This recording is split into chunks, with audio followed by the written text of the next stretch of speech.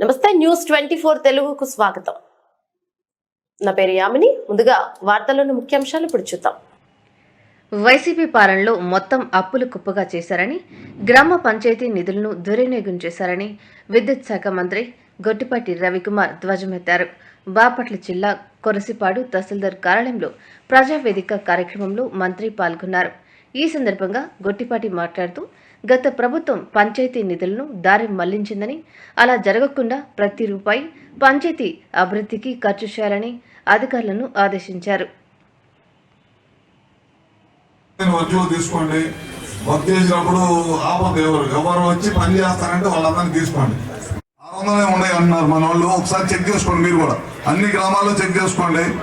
2014 to 19లో ఇల్లు రూపాయి బిల్ల పడిని, ఏదైనా లింటర్ లెవెల్ కట్టినాయి, బేస్మెంట్ వేసుకొని 600 ఉన్నాయి అంటున్నారు మన వాళ్ళు. ఒకసారి చెక్ చేసుకోండి, మీరు కూడా అన్ని గ్రామాల్లో చెక్ చేసుకోండి.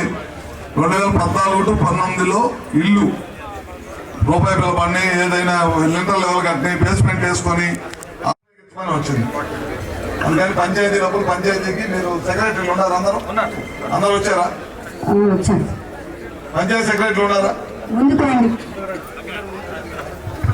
ఎంతమంది ఉన్నారు? మన పంచాయతీ సెక్రటరీలు ఎంతమంది ఉన్నారు? అన్ని గ్రామాలకు ఉన్నారా? అయితే ఇన్ఛార్జీలు